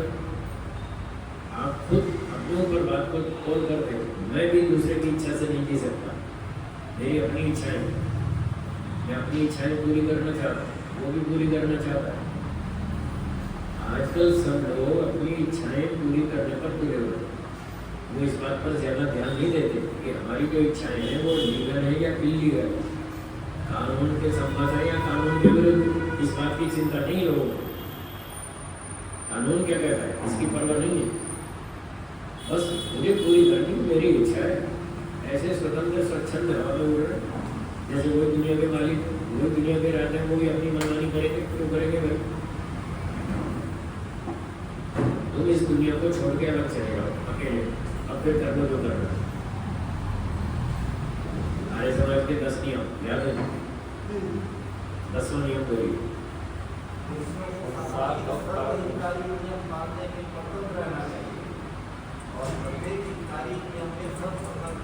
तो अपने हितकारी नियम में आप स्वतंत्र हैं, सामाजिक नियम में स्वतंत्र है। फिर आप तो समाज में रहते हो और अपनी मनमानी कर रहे हैं, यही तो गड़बड़ है, इसलिए झगड़े। नहीं मुझे ये करना, अरे तुम्हें करना है तो इस दुनिया को छोड़ के निकल लो, आसमान में जाओ, फिर कर लो जो करना, तुम्हें नहीं रोकेंगे। रहते हो हमारी दुनिया में, करते हो मनमानी, ये नियम के विरुद्ध है। रहते हो समाज में, समाज से आप लाखों लोगों का सहयोग ले रहे हैं, तो उनकी बात भी तो माननी पड़ेगी। करोड़ों व्यक्ति आपको सहयोग दे रहे हैं आज की तारीख में, करोड़ों, आपके घर में जितनी सुविधाएं हैं वो करोड़ों व्यक्तियों ने तपस्या की तो जाके आपके घर में इतनी सुविधाएं आई। आपके पास रेडियो है, टीवी है, कंप्यूटर है, मोबाइल फोन है, पंखा है और खाने पीने का सामान है, दाल है, रोटी है, सब्जी है, अनाज है, गेहूँ है, चावल और स्कूटर है, कार है, ये आपने खुद बनाई है। फिर करोड़ों व्यक्ति दिन रात लगे फैक्ट्रियों में उत्पादन करने के लिए, वो चीज़ें आपको दे रहे, आप उन चीज़ों से लाभ ले रहे हैं। वो करोड़ों व्यक्ति आपके सुख के लिए काम कर रहे हैं, तो आपको भी तो उनकी कुछ सुननी चाहिए, आपको भी उनके लिए सोचना चाहिए भाई ये हमारे लिए इतनी मेहनत कर रहे हैं तो हम भी कुछ इनका भला करें। तो आप समाज में रह रहे हैं, सामाजिक व्यक्ति हैं, अकेले नहीं जी सकते, तो सामाजिक नियम में परतंत्र रहना चाहिए, वहाँ आपकी मनमानी नहीं चलेगी। और लोग अपनी मनमानी कर रहे हैं। रोज तो अखबार में खबर आती है, वो भाग गया, वो बहू के साथ भाग गया, तो ऐसी पागलों जैसी घटनाएं हो रही आज दुनिया में। सास दामाद के साथ भाग गई, ससुर बहू को लेके भाग गया, और कोई कैसे उल्टे सीधे रोज कांड हो रहे हैं। क्या आगे तो लोग काम पी के जी रहे हैं, कोई इतने होश नहीं है, कोई समाज के कोई नियम भी है। तो ये सब बदतमीजी है, असभ्यता है, नियम के विरुद्ध कर रहे हैं। मनमानी मत करो, उससे नुकसान हो। समाज भी दंड देगा और ईश्वर दोनों दंड देगा। जब आप समाज के नियम तोड़ेंगे तो समाज को नाराज हो गई, वो भी दंड देगा। और अगर समाज की पकड़ में नहीं आए तो फिर ईश्वर को छोड़ने वाला नहीं, और खतरनाक दंड देगा। तो समस्याओं को सुलझाना हो तो ऐसे सुलझाएंगे। ये सब कुछ भगवान का है, हमारा नहीं है। उसने हमको संसार में भेजा है, कुछ कानून बताए, इन कानूनों का पालन करो, ईश्वर आपको सुख देगा। और कानून तोड़ा तो दंड मिलेगा। और जो सारी संपत्ति है वो ईश्वर की, हमारी नहीं। ईश्वर की मान के यूज करो, प्रयोग करो। अब जिस कुर्सी पर आप बैठे, ये आर्य समाज की कुर्सी, अगर ये टूट जाए तो आपको ज़्यादा कष्ट नहीं होगा। आप सोचेंगे समाज की टूटी, हमारा क्या है, समाज वाला दूसरी लाएंगे है। आप ये सोचकर दुखी नहीं होंगे, तो समाज की, हमारी थोड़ी। और बिल्कुल ऐसी ही कुर्सी आपके अपने घर की टूट जाए तब आपको कष्ट होगा कि 400 रुपये का नुकसान हो गया, 400 रुपये खर्च करने पड़ेंगे, नई कुर्सी लानी पड़ेगी। आपके घर की कुर्सी टूटती है तो कष्ट होगा, और समाज की टूटती है तो कुछ नहीं होता। ये देखो दृष्टांत देखो स्पष्ट हो। तो जैसे समाज की कुर्सी को आपने अपनी कुर्सी नहीं माना तो उसके टूटने पर आपको कष्ट नहीं हुआ, ऐसे ही जो संपत्ति आपके पास है वो ईश्वर की मान लो, अपनी मत मानो, तो उसके नष्ट होने पर आपको परेशानी नहीं होगी, चिंता नहीं होगी, टेंशन नहीं होगी। कोशिश पूरी करो, और फिर जो होगा सोचिए, देखिए उसका मालिक भगवान है, वो देख लेगा। हमने ठेका लिया सारी दुनिया में, जब कोई मानने को तैयार नहीं है तो हम उसके लिए क्यों दिमाग खराब करें। हमने बहुत समझा लिया, वो मानता ही नहीं तो क्या करेंगे, छोड़ दो। भगवान बैठा है, वो देख लेगा, या तो सरकार देख लेगी या ईश्वर देख लेगा, जो भी देखेगा देख लेगा। आप अपनी टेंशन मत बढ़ाइए। तो ऐसे टेंशन को दूर किया जाता है।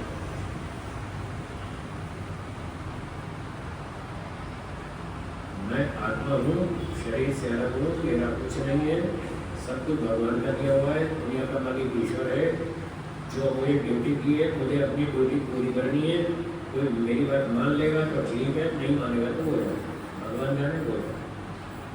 बस इतना सोचो और नमस्कार करो, अपनी सेहत को प्राप्त करो। टेंशन बढ़ाकर आपका स्वास्थ्य बिगड़ जाएगा, तो अपने स्वास्थ्य की रक्षा करें। और कोई प्रश्न हो तो बोलिए। चलिए थोड़ा सा का समाधान कर लें, जो आपको प्रश्न पूछना हो बोलिए।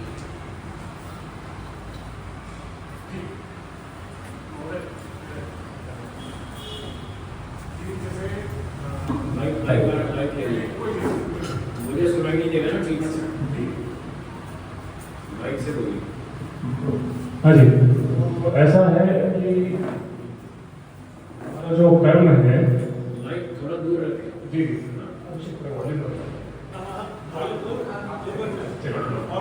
मैं अच्छा बोलिए।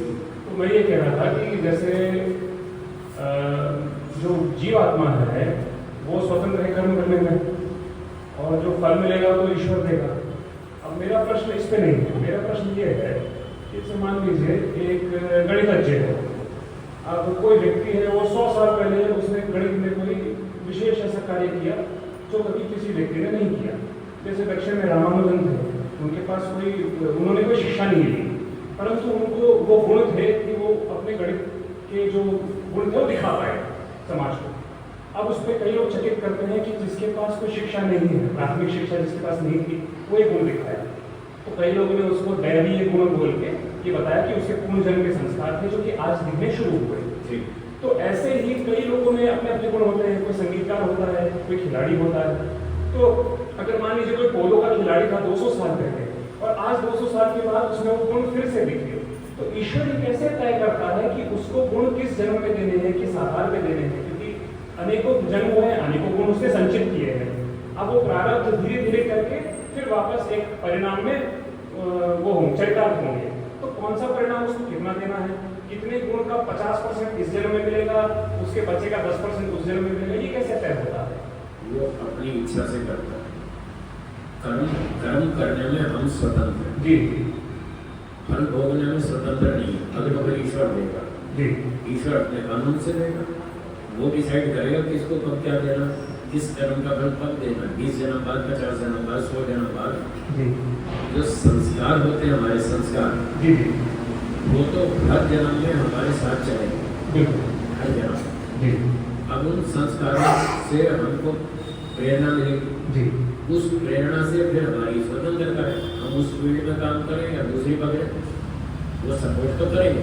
जी पर हमने देखा भाई ये जो पिछले संस्कार हैं, खेल कूद के, मान लो खेल कूद के संस्कार, जी तो हमने खेल कूद अच्छा किया, 10वीं 12वीं कक्षा तक खूब खेल कूद किया जी और अच्छा नाम कमाया। जी फिर कुछ संस्कार हमारे आध्यात्मिक भी थे जी पिछले जन्मों में। जी फिर एक कोई आध्यात्मिक गुरु जी मिल गए, उन्होंने प्रवचन सुनाया, हमने सुन लिया, तो हमें लगा भाई ये फील्ड जो है ये खेल कूद से ज़्यादा अच्छी है, तो हमें इस फील्ड में जाना चाहिए, ऐसा हमने सोचा। जी तो गुरु जी से 10-20 सवाल किए, शंका समाधान किया और हमारे पिछले संस्कारों ने हमको सपोर्ट किया। तो हमने निर्णय कर लिया कि अब खेल कूद बंद कर देंगे, अब इस फील्ड में चलेंगे। तो वो हमारी भी तो स्वतंत्रता है ना, हाँ जी हम अपने पिछले संस्कारों को किस दिशा में मोड़ते हैं वो भी हमारे अधिकार में। तो फिर हमने अपनी दिशा बदल ली, हमने ये फील्ड पकड़ ली। तो ऐसे व्यक्ति आगे अपनी इच्छा से काम करता जाता है और वो संस्कार उसके साथ पूर्व जन्मों के हर जन्म में साथ साथ चलते रहते हैं। इस तरह उसकी स्वतंत्रता बनी रहती है और वो अपनी स्वतंत्रता से अपनी दिशाएं बदलता रहता है। तो ये व्यवस्था सारी ईश्वर की है। जी हाँ, वो सर्वज्ञ है, सर्वशक्तिमान है, वो मालिक है, वो डिसाइड करेगा तब किसको कैसा फल देगा। जी जैसे मेरा प्रश्न किसी भी आया है, मैं इस पर ये और प्रश्न करना चाहूँगा। क्योंकि जैसे मान लीजिए अब जैसे आपने बताया कि एक खिलाड़ी है, बच्चा 12वीं में बहुत अच्छा खेला, उसको लगा मैं हो सकता है मैं बिलियर्ड्स खेलूंगा, बिलियर्ड्स का खिलाड़ी बनूंगा। लेकिन जैसे जैसे आपने बताया कि कोई महापुरुषों से मिल गए या फिर कोई और कोई एक गुण उसको मिल गया, जो गुणधारी जो है वैसा व्यक्ति उसको मिल गया, प्रेरणा दे गया उसको। फिर उसको लगा कि हाँ मुझे अब ये अच्छा लग रहा है तो मैं ट्रैक चेंज कर देता हूँ, उसने ट्रैक चेंज कर दिया। तो ऐसे करके कई लोग आपने भी देखा होगा, बहुत लोग इतने गुणी होते हैं कि अलग अलग कार्यों को कर लेते हैं, अलग अलग कौशल होता है उनमें। तो कई लोग जैसे बहुत सारे जैसे हम पीवी नरसिम्हा राव थे, 17 भाषाएं बोलते थे, तो एक भाषा स्थिर नहीं थी उनकी। तो ऐसे कई कई गुण आए और उन्होंने अलग अलग ट्रैक बदला और उसके बाद फिर डिप्लोमेट बन के वो कई कई राज्यों में। तो उसी तरह से क्या इस तरह से गुण हम अपने हिसाब से बदल सकते हैं, अपने कर्म के हिसाब से बदल सकते हैं। तो इसमें तो स्थिरता नहीं रहेगी। तो ईश्वर क्या ये नहीं देखा स्थिरता तो अंत में आएगी। आप कहेंगे तीसरी कक्षा पास कर ली, हाँ जी हाँ जी फिर तो आप चौथी में चले गए, आपने स्थिरता तो है ही नहीं। हाँ बिल्कुल तीसरी में रहना चाहिए, क्या इसका नाम स्थिरता है? नहीं बिल्कुल फिर ये अस्थिरता नहीं है, ये प्रोग्रेस है, ये उन्नति है। उन्नति में तो पिछड़ा तो छोड़ना ही पड़ेगा। तो यहाँ पर 50 फील्ड्स है, तो व्यक्ति अपनी बुद्धि संस्कार से माता पिता के निर्देश पर तो तरह तरह के फील्ड्स को परीक्षण करता है और जहाँ ट्राई करता है कि मुझे किस में ज़्यादा अच्छा लग रहा है। तो बदलते बदलते बदलते अंत में एक लक्ष्य आएगा उसका, वो होगा अध्यात्म। ये अंतिम फील्ड है। अगर इसमें आ गया तो वो पीछे से बदलते बदलते वो अस्थिरता नहीं है, वो प्रोग्रेस है, वो सही दिशा में जा रहा है। तो घूमते घूमते अंत में अध्यात्म में आ जाएगा। फिर इसको छोड़ के कहीं नहीं जाएगा, क्योंकि ये उसको सही लक्ष्य की ओर ले जाएगा, अध्यात्म। और इस अध्यात्म की अंतिम मंजिल, अंतिम लक्ष्य है मोक्ष। तो ये रास्ता उसको मोक्ष तक ले जाएगा, बात खत्म हो गई। अगर कोई अभी भी दूसरे 50 फील्ड में घूम रहा है, कभी म्यूजिक छोड़ दिया, कभी व्यापार छोड़ दिया, कभी गेम्स छोड़ दी, कभी उसमें चला गया, कभी उसमें, कभी राजनीति में, तो ये तो अभी परीक्षण में है, ये अभी परीक्षण में है। तो परीक्षण करते करते करते जब लास्ट में अध्यात्म में आ गया, बस फिर वो फाइनल है, इसका नाम उन्नति है। वो लौट के यहाँ आना चाहिए। अगर यहाँ नहीं आया और उसी में भटकता रहा तो फिर तो उसको भटकना सा कहेंगे, कुछ परीक्षण कहेंगे, कुछ भटकना सा कहेंगे। फिर भटकते भटकते आखिर कहीं ना कहीं तो अंत में आएगा ध्यान में। तो इतिहास बताता है जो अंत में व्यक्ति अध्यात्म में आ गया बस उसका बेड़ा पार हो गया, ये अंतिम लक्ष्य है, इस लाइन में आना चाहिए। ठीक है। और जो ऐसा आ सकता है अपने विचार से, बुद्धि से, परीक्षण से करते करते करते इस लाइन में आ सकता है। जी मेरा अंतिम किसी से जुड़ा हुआ प्रश्न और बोलिए। जैसे अरबी में एक बात आती है माशाअल्लाह नशों होने को, उसका मतलब ये होता है कि अल्लाह जैसे चाहता है उसको वैसा वो कहा दिखाता है, और जैसे कहा उसको गुमराह करता है, नहीं तो उसको सही दिखाता है, ये कहते हैं। अब जैसे मान लीजिए जैसे ये वेद कहता है कि कर्म प्रधान है, जैसा कर्म होगा वैसा उसे फल मिलेगा। अब कैसा मिलेगा, कब मिलेगा, उसका निर्णय ईश्वर करता है, क्योंकि वो सामर्थ्य उसी के पास है। तो यहाँ तो ये बात क्लियर हो गई। और यहाँ पे ये कहते हैं, और कई लोग जो कहते हैं कि भाई भूकंप आ गया है तो हो सकता है भाई ईश्वर ने चाहा होगा इसलिए आया। अब क्या वो चाहा होगा, कभी पहले कर्म एक किया होगा उसके अनुसार आएगा, ऐसा नहीं समझ सकते? आपका प्रश्न ये है कि जो भूकंप में लोग मारे गए, जी कुछ लोग कह रहे हैं कि ईश्वर की इच्छा से मारे गए। हाँ जी, ईश्वर ने इच्छा की, भूकंप आया और वो मारे गए। कुछ लोग ऐसा कहते हैं, और कुछ लोग कह रहे हैं नहीं, ये भूकंप भी ईश्वर की इच्छा से नहीं आया, ये मरने वालों का कोई कर्मफल नहीं है। कुछ लोग ऐसा कह रहे हैं। तो आपके सामने ये संशय है कि दो में से कौन ठीक है? हाँ जी, क्योंकि मैं तो कर्म प्रधान को मानता हूँ, परंतु वो कर्म कब का किया हुआ है और कब आ रहा है उसका परिणाम क्या है? आप कर्मफल को तो मानते हैं जी और मैं ये कहना चाहता हूँ कि ये जो भूकंप में मारे गए लोग, हाँ जी, ये कोई कर्मफल नहीं है। मैं ये कहना चाहता हूँ ठीक है।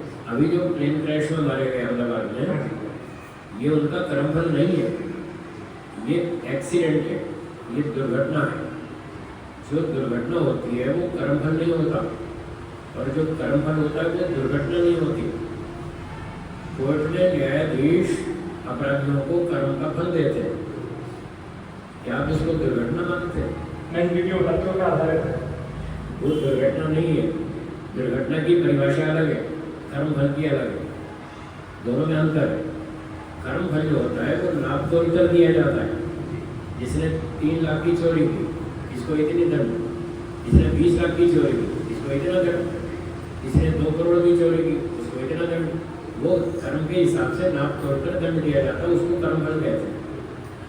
और दुर्घटना में कोई माप तोड़ होती नहीं। अब एक ट्रेन जा रही है, एक्सीडेंट हो गया, कोई मर गया, कोई घायल हो गया, कोई बच गया। अब जो मर गया, जिसको घायल हुआ, चोट चाट लगी, हड्डी टूटी, क्या वो नाप तोड़ कर लगी थी? नहीं लगी ना। तो जहाँ नाप तोड़ नहीं है वो कर्मफल नहीं है, उसका नाम है दुर्घटना, एक्सीडेंट। तो भूकंप तो एक्सीडेंट है, वो प्राकृतिक दुर्घटना है, नेचुरल कैलेमिटीज, वो प्राकृतिक दुर्घटना है। और ट्रक ने एक्सीडेंट मारा, स्कूटर वाले को ठोक दिया, वो बेचारा मर गया, ये मनुष्य की दुर्घटना है। ये भी दुर्घटना है, वो भी दुर्घटना है, ना वो कर्मफल है ना वो कर्मफल है। ये अन्याय है, इसको दुर्घटना या अन्याय कहते हैं। अब ट्रक ड्राइवर ने शराब पीकर चलाया और स्कूटर वाले को एक्सीडेंट ठोक दिया और मर गया, वो बेचारा गिर करके मर गया। तो ये स्कूटर वाले का कर्मफल नहीं है, ये उस पर अन्याय है ट्रक ड्राइवर का। अब ट्रक ड्राइवर अपराधी है, इसलिए आप उस पर मुकदमा करते हैं।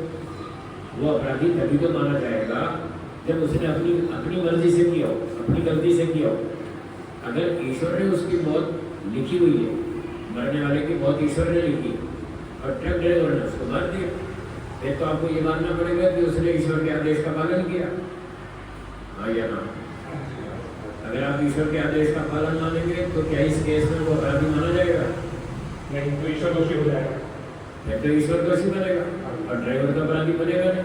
फिर आप ड्राइवर पर मुकदमा नहीं कर सकते। ईश्वर के आदेश का पालन करना धर्म है या अधर्म है? धर्म है। धर्म का फल सुख है या दुख है? सुख है। तो आप ड्राइवर को सुख देंगे? नहीं। हाँ, देगा, अब आगे ना बढ़ेगा। नहीं देंगे, इसका मतलब ईश्वर का लिखा हुआ नहीं है, वो कर्मफल नहीं है। ड्राइवर की लापरवाही है, उसने लापरवाही की, बदतमीजी की, मूर्खता की, शराब पी के गाड़ी चलाई और उसको ठोक दिया एक्सीडेंट, ये अपराधी है, इसलिए इसको दंड मिलेगा। तो कोई जितनी भी ये दुर्घटनाओं में मृत्यु होती है या चोट लगती है, घायल हो जाते हैं लोग, ये कोई भी कर्मफल नहीं है, ये सब एक्सीडेंट है। एक्सीडेंट में मापतोड़ नहीं होती और कर्मफल में मापतोड़ होती है, दोनों का डिफरेंस बिल्कुल क्लियर डिफरेंस है। तो ये विमान दुर्घटना, भूकंप आदि, आंधी, तूफान, बाढ़ और ये सब जो दारूदी के ठोकते एक्सीडेंट, ये सब एक्सीडेंट है, ये कोई कर्म नहीं। ईश्वर ने जो हमारी आयु दी है वो 70, 80, 90 साल की है। हर एक के कर्म अलग अलग प्रकार के, तो हर एक का आयु भी अलग अलग है और भोग भी अलग है। जाति, आयु, भोग, ये 3 भाग ईश्वर देता है। हमारे जन्म के समय एक साथ पैकेज बना के दे देता है। मनुष्य की जाति दी, 90 साल की आयु दी, और जिस परिवार में जन्म लिया पैदा होते बहुत सारी संपत्ति मिल गई, ये भोग है। तो इस तरह से जाति, भोग 3 हमको ईश्वर ने देती है। मान लो 90 साल की आयु दी और 40 साल की उम्र में ट्रक वाले ने ठोक दिया और उसकी डेथ हो गई, तो उसके 50 साल बाकी बचे, वो ईश्वर वापस दे देगा दोबारा। उसको जो नुकसान हुआ उसके नुकसान की पूर्ति कर देगा, उसको अंग्रेजी वाले कॉम्पेंसेशन कहते हैं, वो उसको मिल जाएगा। और जिसने बदतमीजी की ड्राइवर ने, उसको दंड मिलेगा। हो गया न्याय। तो ईश्वर का न्याय कैसे चलता है? ठीक। अच्छा जी, जैसे अभी आपने बताया कि हमने अभी दुर्घटना का उदाहरण लिया है जो कि नकारात्मक है, कई बार सहयोग भी होता है। सहयोग तो नकारात्मक नहीं होता, सहयोग सकारात्मक भी हो सकता है, नकारात्मक, दोनों तरह का हो सकता है। हम वो भी कर्म फल नहीं है, वो जो सहयोग है वो भी कर्म फल नहीं है, चाहे अच्छा हो चाहे खराब हो, दोनों हो सकते हैं, दोनों हो सकते हैं, पर वो दो में से कोई भी कर्म फल नहीं है। जो कर्म फल होता है वो संयोग से नहीं दिया जाता है, हिसाब से दिया जाता है। संयोग में तो कोई हिसाब नहीं, कुछ भी हो सकता है, अच्छा भी हो सकता है, खराब भी हो सकता है, तो वो कर्म फल नहीं। तो जैसे मान लीजिए अभी मैं आपको एक उदाहरण दूँ, जैसे महात्मा नारायण स्वामी थे, ठीक है। अब वो पहले उनको किसी ने बताया था कि भाई दयानंद के उसमें मत जाना, क्योंकि वो दयानंद आदमी जो है वो सबको बरगला देता है। तो महात्मा नारायण स्वामी ये कहे थे कि मेरा ये दुर्भाग्य था कि मैं उनसे मिल नहीं पाया, क्योंकि कई वर्षों के बाद मुझे पता लगा कि वो आर्थिक तर्क पे बात करता था और मुझे किसी ने मिलने नहीं दिया। अब यहाँ पे जब वो फिर धीरे धीरे वैदिकशास्त्र में आ गए, पढ़ने लगे और फिर वो फिर सत्याग्रह की क्रांति वो सब भी चले गए, तो क्या ऐसे बस सहयोग मानो? क्योंकि अगर ये कर्म उस व्यक्ति की दुष्टता थी जिसने उसको मिसगाइड किया। महात्मा नारायण स्वामी जी को मिसगाइड किया जिस व्यक्ति ने कि इसके चक्कर में मत आना, ये तुमको बहका लेगा, ये उसने मिसगाइड किया, वो करा दिए। और जो उसको अच्छा अवसर मिल रहा था वो डिले कर दिया, तो ये अपराधी इसको दंड मिलेगा। अब वो फिर उसके संस्कार थे, वो रुक नहीं पाया, फिर इधर से कहीं ना कहीं से फिर जुड़ गया दोबारा। और फिर जब जुड़ गया तो फिर समझ में आ रही है तो अच्छा आदमी है, वो तो मुझे खाम खा बहका रहा था, ये तो सही आदमी है। तो फिर उसके दोष के कारण वो लेट हुआ, तो ये अपराधी है। और फिर जब उसको मिल गया, सही गुरु जी मिल गया और उसने लाभ उठाया तो फिर उसकी गाड़ी चल पड़ी, उसके संस्कारों ने उसको सपोर्ट किया। तो मैं जैसे अब जब वो वापस पुनः जुड़ गए और एक अच्छे उद्देश्य से जुड़े और उनके जीवन परिवर्तन भी आया सकारात्मक है, तो क्या इसमें सहयोग मानो या कर्म मानो? ये मेरा प्रश्न था। जो अचानक भेंट हुई ये तो सहयोग है, जैसे आप और हम मिले आज, ये हमारा सहयोग है। मान लो पहली बार मिल रहे हैं तो ये सहयोग है। अब आपको अगर मेरी बात समझ में आ गई और आपके अंदर पिछले संस्कार भी है तो ये मीटिंग तो सहयोग से। अब आगे आपकी इच्छा है, आप मुझसे लाभ लें ना लें। अगर आपके संस्कार हैं, रुचि है और आपको मेरी बात समझ में आ रही है तो आप मुझे फिर पीछे लगे रहेंगे, मुझे छोड़ेंगे नहीं, कहेंगे गुरु जी और बताऊँ और सीखता हूँ। तो आगे फिर आपका अपना पुरुषार्थ है, यदि आप पुरुषार्थ करेंगे तो लाभ उठाएंगे। अच्छा, दूसरा आदमी उसको इतनी रुचि नहीं है, वो आया पहली बार सत्संग सुना, ठीक महाराज जी ठीक हो, बस इतना बोलते चला गया, फिर दोबारा नहीं आया वो, तो उसके संस्कार नहीं, उसने पुरुषार्थ नहीं किया। सहयोग तो दोनों के साथ बना था, आप भी पहली बार मिले, वो भी पहली बार मिला, सहयोग दोनों के साथ बराबर था। आपने अपनी बुद्धिमत्ता से पुरुषार्थ से मुझसे आगे लाभ उठाया, उसने नहीं उठाया, तो ये संसार कैसे चलेगा? तो सहयोग एक तरह से हमको अवसर देता है अपने संस्कारों को पुरुषार्थ से जागृत करने का। आगे पुरुषार्थ उसको बढ़ाएगा, यदि उसमें संस्कार है, रुचि है, मेहनत है तो वो फिर आगे बढ़ जाएगा, और नहीं है तो छोड़ दे। सहयोग तो लोग बनते रहते, ट्रेन में बहुत सारे लोग मिलते, यात्री मिलते हैं ट्रेन में, वो सहयोग है। फ्लाइट में मिलते हैं, बस में मिलते हैं, बाजार में मिलते हैं, ऑफिस में मिलते हैं, आते रहते हैं, मिलते रहते हैं, ये सहयोग रोज होते रहते हैं। आगे कौन कितना लाभ उठाता है ये उसकी बुद्धिमत्ता है। ठीक। और किसी की कोई शंका हो तो बोलिए। हाँ बोलिए बोलिए बोलिए। हेलो,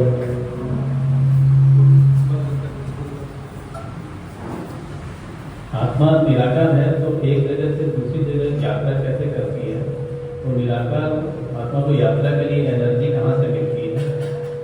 और यात्रा करते समय आत्माएं एक दूसरे से बिल्कुल उस इधर से चलाते ही भाई सुनिए सुनिए, इस तरफ आइए, थोड़ा इधर नहीं, इधर नहीं, इधर इस तरफ आइए, आगे। हाँ बस बस बस बस चलो। वॉल्यूम आवाज के आप यहाँ खड़े हुए थे, मैं बता, यहाँ खड़े हुए आप मेरी तरफ मुंह करके खड़े हो, पीठ नहीं करना, इधर इधर खड़े हो, बस बस बस। अब मेरी तरफ मुंह करो, अब बोलो क्या बोल रहे हो। उस स्पीकर के सामने माइक जाएगा तो चिल्लाएगा, इसलिए कह रहा हूँ स्पीकर से दूर रहो। हाँ अब बोलिए। निराकार आत्मा एक जगह से दूसरी जगह यात्रा कैसे करती है? यात्रा के लिए उसे एनर्जी कहाँ से मिलती है निराकार को? उसको शरीर से मिलती है, ये शरीर की सहायता से वो एक जगह से दूसरी जगह यात्रा करती है। शरीर तो छोड़ दिया उसने, शरीर छोड़ दिया फिर ईश्वर लेके जाएगा, फिर अकेला नहीं जाएगा। शरीर छोड़ने के बाद, मरने के बाद दूसरे जन्म में जब जाएगा आत्मा तो अकेला नहीं जाएगा, फिर ईश्वर उसको लेके जाएगा। ईश्वर आत्मा के साथ जुड़ा है। ईश्वर लेके जाएगा आत्मा को, वो उसके कंट्रोल में आ जाएगा। और यात्रा के समय आत्माएं एक दूसरे से मिल क्यों नहीं जाती? जब करोड़ों आत्माएं यात्रा कर रही हैं, इसलिए कि बिना शरीर के होश नहीं रहता, शरीर मिलने पर होश आता है। हम मृत्यु के बाद शरीर तो रहा नहीं, तो होश ही नहीं है तो फिर कैसे बात करें? मुक्त आत्मा बात करती है, मुक्त आत्माएं आपस में मिलती है, बात करती है, चर्चा करती है, ऐसे गप्पे मारती है जैसे आप और हम बात कर रहे हैं, ऐसी बात करती है। उनको ईश्वर की शक्ति से बात होती है, ईश्वर उनको शक्ति देता है, उसकी शक्ति से वो बात करती है। यहाँ हम प्रकृति की शक्ति से बात कर रहे हैं। बंधन में प्रकृति की शक्ति का सहयोग चाहिए, मोक्ष में ईश्वर की शक्ति चाहिए। अगर दोनों हट जाएंगी तो बेहोश हो जाएंगे, पढ़ने में चुपचाप पड़े रहेंगे बेहोश, फिर बात नहीं कर पाएंगे, ना पहचान पाएंगे, ना यात्रा कर पाएंगे, ना बातचीत कर सकेंगे, कुछ नहीं कर सकते। तो दो आत्माएं आपस में मिल नहीं जाती हैं, संयुक्त नहीं होते। मिक्स मतलब जो निराकार है वो आपस में अलग अलग कैसे? मिलने का मतलब भाई वो निराकार है, दो चीजें हाँ हाँ आपस में बातें कर रही हैं, हाँ अब वो आपस में संयुक्त नहीं हो सकती, जुड़ नहीं सकती, नहीं होती तो दोनों की इच्छा अपनी अलग अलग है। सीमित है। दूर रहना चाहती है वो, क्यों मिलना चाहेगी? नहीं तो निराकार है तो मतलब सीमित हुई, मतलब देखिए निराकार होने से आत्मा दूसरे में घुस जाएगी, यही कहना चाहते हैं हम। वो घुस जाएगी फिर आगे निकल जाएगी, वहाँ नहीं टिकी रहेगी। अगर एक आत्मा दूसरी में घुस भी जाए, इससे फायदा क्या? क्यों घुसना चाहती है? फायदा क्या? आदमी फायदा सोच के काम करता है या नहीं? कोई लाभ हो तभी तो करेंगे ना। अगर आप सिर्फ ये जानना चाहते हैं एक आत्मा दूसरी आत्मा को क्रॉस कर सकती है या नहीं, सिर्फ सिद्धांत जानना चाहते हैं, तो मेरा उत्तर है कर सकती है, उसको ब्लॉकेज नहीं है। ये जो मटीरियल है, ये दीवार है, ये दीवार किसी मटीरियल को रोक सकती है, आत्मा को नहीं रोक सकती। आत्मा को ना आत्मा रोक सकती है ना दीवार रोक सकती है, कुछ भी नहीं रोक सकता। वो नॉन मटीरियल है, उसको कोई नहीं रोक सकता, वो निकल जाएगा। लोहे की दीवार लगा उसमें से क्रॉस हो जाएगा, लोहा भी नहीं रोक सकता उसको, आत्मा को। उसमें मृत्यु पर कहते हैं कि आत्मा जो है किसी की आंखों से बाहर निकलती है, किसी का और किसी जगह से बाहर निकल शरीर से और कैसे भी निकल सकती है, यहाँ से निकल जाएगी, यहाँ से निकल जाएगी, यहाँ से निकल जाएगी, कहीं से भी निकल सकती है, उसको कोई रोक टोक नहीं। तो वैसे प्रवेश भी जो करती है भ्रूण में कहीं से भी कर सकती है। जब मतलब आत्मा जब प्रवेश करती है भ्रूण में, हाँ हाँ कहीं से भी कर सकती है, यहाँ से कर लेगी, यहाँ से कर लेगी, यहाँ से कर, कहीं से भी कर सकती है। नाक से भी कर लेगी, आँख से भी कर लेगी, कान से भी कर लेगी, त्वचा से कर लेगी, कहीं से भी कर सकती है, उसको कोई रोक टोक नहीं।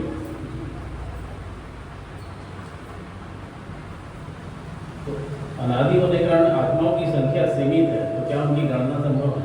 करना संभव है, आप नहीं कर सकते, ईश्वर कर लेता है, आपकी बस की नहीं, मेरे बस की नहीं, ईश्वर कर लेता है। आत्मा को अगर हम साकार अणुरूप मान लें तो साकार है, तो फिर कौन सा सिद्धांत जो है वो गलत हो जाता है? आत्मा को साकार मानने पर जड़ मानना पड़ेगा। ये वस्तु साकार है, साकार है, इसमें परमाणु होते हैं, जो साकार वस्तु होती है उसमें परमाणु होते हैं, एटम्स होते हैं, और वो जड़ पदार्थ होता है। अगर आत्मा को आप साकार मानेंगे तो जड़ मानना पड़ेगा, ऐसा मानना पड़ेगा। आत्मा जड़ है चेतन, चेतन है तो फिर साकार नहीं हो सकता। साकार कोई भी वस्तु साकार चेतन नहीं, एक भी नहीं। इसलिए आत्मा चेतन होने से वो साकार नहीं। एक और कोई प्रश्न किसी का? बोलिए। हाँ बोलिए।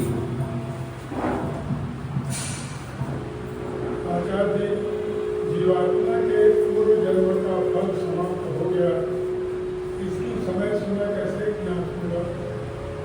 इसका जीवात्मा को कोई संकेत मिलता है क्या, और वह संकेत किस प्रकार का होगा? हमारे पूर्व जन्म का कर्म का जो फल आयु है वो पूछ रहे हैं। मैंने जीवात्मा के पूर्व जन्म का फल समाप्त हो गया। हाँ, फल कौन सा फल? कौन सा फल? आयु या कौन सा फल? कर्मफल जो है, ऐसे जो भी है, ठीक है, ठीक है। इसकी समय समय कैसे ज्ञात होगा? वो ऐसे ज्ञात होती है। आयुर्वेद में लिखा है कि मनुष्य की मृत्यु के कुछ लक्षण लिखे। जब शरीर में वो लक्षण प्रकट होने शुरू हो जाए तो समझ लीजिए अब ये मरेगा, इसका कर्मफल पूरा हो गया। वो स्वाभाविक मृत्यु 80-90 साल में होती है, किसी की 70 में, किसी की 90 में, वो तो कर्मफल हर एक का अलग है। तो जब भी जिसकी मृत्यु आएगी उसके लक्षण होते हैं, वो आयुर्वेद में लिखे। जब वो लक्षण प्रकट हो जाएंगे तो पता चल जाएगा अब ये मरने वाला है, इसका पिछला कर्मफल समाप्त हो रहा है। वही इसी से, और इसका कोई संकेत मिलता है क्या, और वह किस प्रकार का होता होगा? बताया ना, आयुर्वेद में वैद्य जी से पूछो, बता देंगे क्या संकेत होता है। उसको ऐसे ऐसे अजीब अजीब बहकी बातें करेगा। इसको स्विच ऑफ कर दो, स्विच ऑफ कर दो, माइक का स्विच ऑफ कर दो।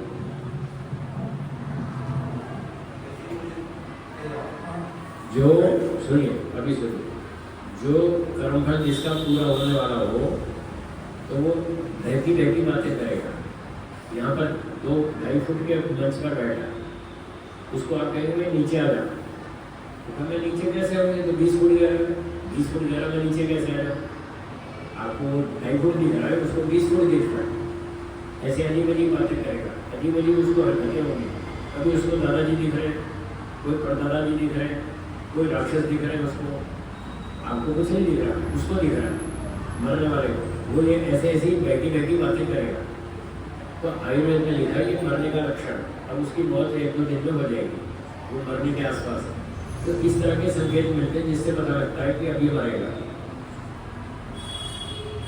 ठीक, और बोलिए। ऐसे बिना माइक के बोलिए।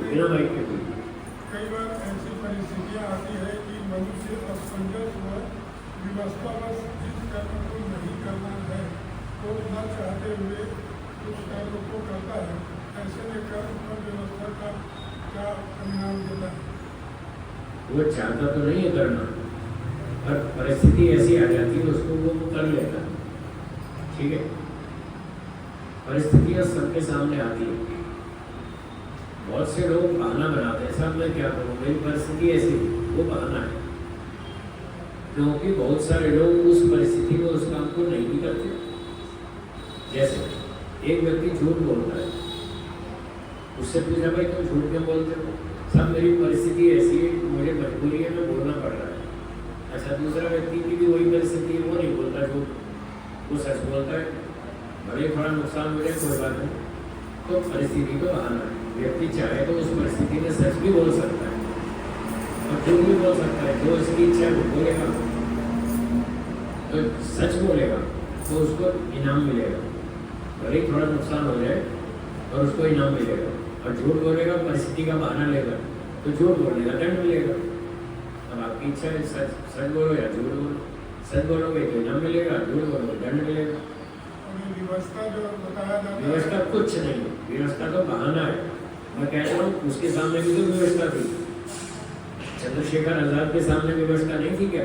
देशभक्ति की रक्षा करने की उसके सामने मजबूरी नहीं थी? वो आपके सामने भी थी, सबके सामने थी। उसने कहा मैं लड़ूंगा, भले मरूँ, कोई चिंता नहीं। व्यवस्था तो सबकी थी, पर सबने वो गुलामी स्वीकार नहीं की। विवशता कुछ नहीं है, ये बहानाबाजी है।